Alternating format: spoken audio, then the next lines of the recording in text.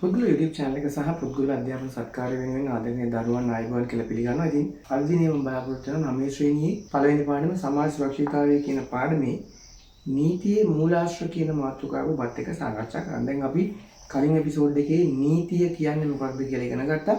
ඉතින් මේ වීඩියෝ එකේදී මම බලාපොරොත්තු වෙන නීතියේ මූලාශ්‍ර සහ නීති වර්ග මොනවද කියලා සරල පැහැදිලි කිරීමක් කරන්න. සමාජ සුරක්ෂිතතාවය සඳහා සකස් කර ඇති නීති විවිධ මූලාශ්‍ර පදනම් කරගෙන සකස් කර තිබේ. ඒවාට උදාහරණ කිහිපයක් පහත් දැක්වේ.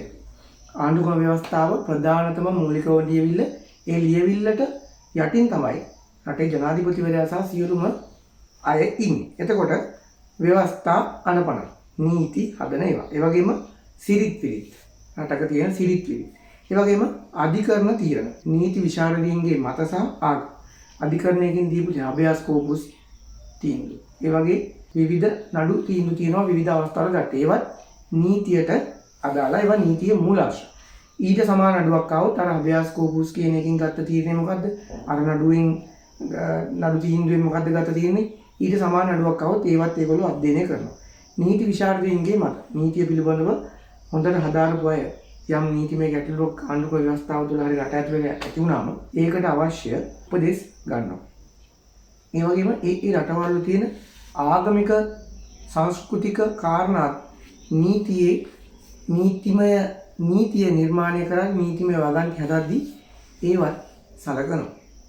එතකොට නීතිය සමාජ අවශ්‍යතා සමග දැඩි ලෙස බැඳී පවතිනවා. උදාහරණයක් ගත්තොත් සිරිත් විරිත් සහ ආගම ඒවා සමාජ අවශ්‍යතා. මිනිස්සුන්ට සිරිත් විරිත් සහ තමන්ගේ ආගම පිළිබඳව අවශ්‍යතාවයක් තියෙනවා. ඒතකොට ඒවත් එක්ක සංසන්දනාත්මකව තමයි නීතිය නිර්මාණය කරලා තියෙන්නේ. උදාහරණයක් ගත්තොත් එහෙම මුස්ලිම් ජනතාවින් රටවල් ඒගොල්ලෝ හරක් මස් අනුභව කරනවා කියලා හිතන්න. ඒ රටට නීතියක් ගේන්න බෑ. හරක් මරණ එක හරක් මස් අනුභවයේ තහනම් කියලා නීතියක් ගේන්න බෑ. ඒගොල්ලෝගේ සිරිත. ඒක ආගමික කාර්යයක්. ඒතකොට එහෙම නීති ගේන්න බෑ. ඒයින් පැහැදිලි වන්නේ සියලු දෙනාම නීතියට අවනත වීම හා නීති පිළිපැදීම අත්‍යවශ්‍ය බවයි. නීති ක්‍රියාත්මක කරන ආකාර අනුව ප්‍රධාන වර්ග දෙකකට බෙදා දැක්විය හැකියි. දේශීය නීති හා අන්තර්ජාතික නීති. එතකොට අපි දේශීය නීතිය අන්තර්ජාතික නීතිය කියන නීතිය ක්‍රියාත්මක කරන ආකාරය අනුව ප්‍රධාන කොටස් දෙකක් විදිහට දකිනවා. දේශීය නීතිය. රටක තම දේශීය සීමාව තුළ බල පැවැත්වෙන පරිදි පනවනු ලබන හා ක්‍රියාත්මක කරන නීතිය දේශීය නීතිය වශයෙන් දෙනවා. අපේ රට ඇතුලේ ක්‍රියාත්මක කරන නීතිය කියන්නේ අපි දේශීය නීතිය. දේශීය නීතිය රටකින් රටකට වෙනස් වෙනවා. දැන් ලංකාවේ ක්‍රියාත්මක කරන නීතිය නෙවෙයි පිට රටක ක්‍රියාත්මක වෙන්නේ දේශීය නීතිය විදිහට. දේශීය නීතිය ප්‍රධාන කොටස් තුනයි. ආණ්ඩුක්‍රම ව්‍යවස්ථා නීතිය, අපරාධ නීතිය සහ සිවිල් නීතිය. ආණ්ඩුක්‍රම ව්‍යවස්ථා නීතිය කියන්නේ මම කියන පාලකයාට උඩින්ම තියෙන නීතිය ආණ්ඩුක්‍රම ව්‍යවස්ථා නීතිය. රටක පාලකයෙක්පත් වෙන්නේ ඉවත් වෙන්නේ නීති කෙටුම්පත් නිර්මාණය වෙන්නේ කොහොමද කියන එක පිළිබඳව සඳහන් වෙන්නේ ආණ්ඩුක්‍රම ව්‍යවස්ථාවේ. එතකොට රාජ්‍ය පාලනය සම්බන්ධයෙන් මූලිකම සිද්ධාන්ත ඇතුළත් රටක උත්තරීතර නීති ආණ්ඩුක්‍රම ව්‍යවස්ථා නීතිය වේ. විවිධ අංශ සතු බලතල වගකීම් මානව හිමිකම් මේ වගින් දැක්වේ. උදාහරණයකට මිනිස්සුන්ගේ මානව හිමිකම්, අයිතිවාසිකම්, නීතිය, වගකීම් ඔය සියල්ලම ආණ්ඩුක්‍රම ව්‍යවස්ථාවේ ආණ්ඩුක්‍රම ව්‍යවස්ථා නීතියේ සඳහන්. එතකොට උදාහරණයක් 1970 ආණ්ඩුක්‍රම ව්‍යවස්ථාව අපිට දක්වන්න පුළුවන්. ඒ වගේම අපරාධ නීතිය. පුද්ගලයෙකු හෝ කණ්ඩායමක් හෝ විසින් සමාජයට එරෙහිව කරනු ලබන වැරදි සම්බන්ධයෙන් බලපාන නීතිය. දැන් මම මිනිස්සු මරනවා නම්, මංකොල්ල කරනවා නම් ඒවා අපරාධ නීතියටයි. මිනිමැරීම හා මිනිමැරීම තැත් කිරීම, මිනිමැරීම මිනිහෙක් මරන්න උත්සාහ කිරීම, මංකොල්ල කෑම, ස්ත්‍රී දූෂණ, ළමා අපයෝජන, පැහැර ගැනීම, අතුරුදහන් කිරීම, මත්ද්‍රව්‍ය භාවිතය හා වෙළඳාම, සොරකම කියන ඒවා අපරාධ නීතියටයි. ඊට සිවිල් නීතියට සමාජයක පුද්ගල සබඳතා සහ දේපොළ සම්බන්ධ වැරදි, ආරවුල් හා හානි සම්බන්ධයෙන් බලපාන නීති.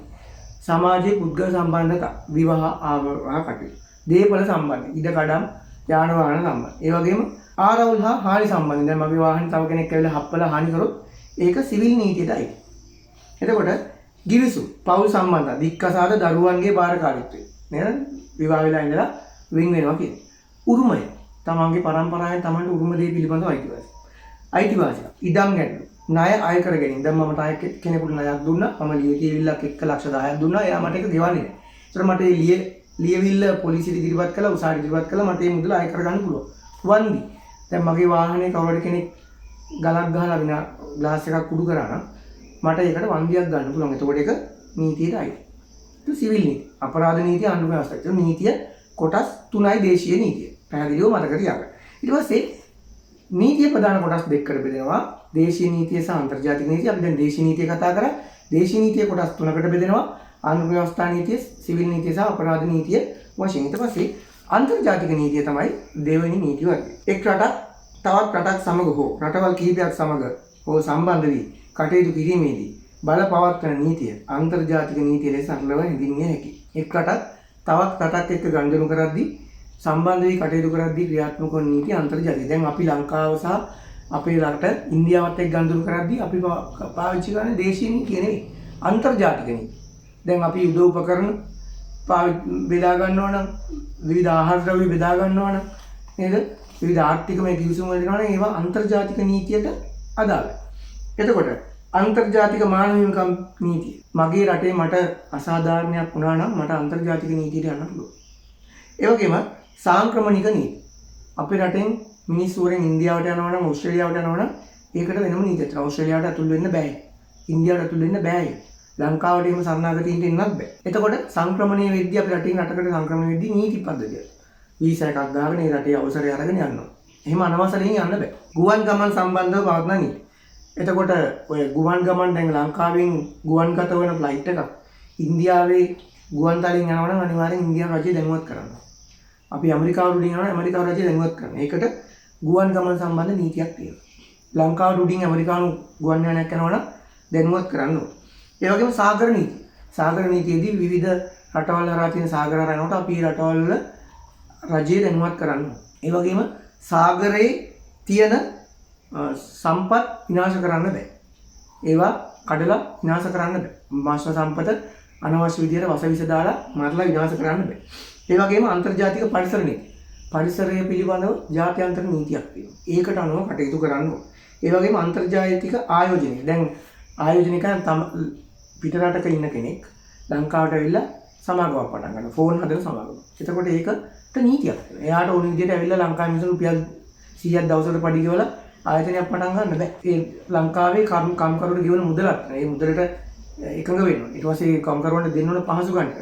ඒවට එකඟ වෙලා තමයි ආයෝජකයෝ ඇවිල්ලා මෙහි මොන එකට ආයෝජනට දාන නීතියක්. ඊට පස්සේ අන්තර්ජාතික ආරවුල් නිරාකරණය කිරීමේ දැන් ලංකාව සහ ඉන්දියාව අතර ගැටුමක් ඇති වෙද්දී ඒවා විසඳන්න අන්තර්ජාතික නීතියක් තියෙනවා. අන්න ඒකට අනුව තමයි මේ ඒ ගැටලුව නිරාකරණය කරන්නේ. ඒතකොට මේ අන්තර්ජාතික නීතිය අන්ත විදියට අපිට පැහැදිලි කරගන්න පුළුවන්. අන්තර්ජාතික යුක්ති අධිකරණ, අන්තර්ජාතික අපරාධ අධිකරණ මගින් මෙබඳු අන්තර්ජාතික නීති බලාත්මක කිරීම සිදු වෙනවා. මේ අන්තර්ජාතික නීති බලාත්මක කරන්නේ මොන වගේද? අන්තර්ජාතික යුක්ති අධිකරණ, අන්තර්ජාතික අපරාධ අධිකරණ මගින්. ඒකට මේ අන්තර්ජාතික නීතිය පිළිබඳව කතා කරද්දී අපි යුද අධිකරණ රංගිය අපේ හමුදාවේ සෙබළු යුද්ධ කාලේ යුද නීතිය කඩ කළා කියලා. එතකොට ඔන්නෝවත් අපරාධ අන්තර්ජාතික නීතියට අදාළ අන්තර්ජාතික අධිකරණයට රංගියා කියන කතාව මතක තියාගන්න. එහෙනම් පොත්ගුල YouTube channel එක වෙනුවෙන් සියලු දෙනාටම ජය වේවා. අපි තවත් දවසක අලුත් පාඩමකින් අලුත් කොටසකින් හමු වෙමු. සියලු දෙනාටම සුබ දවසක් කියලා ප්‍රාර්ථනා කරමු.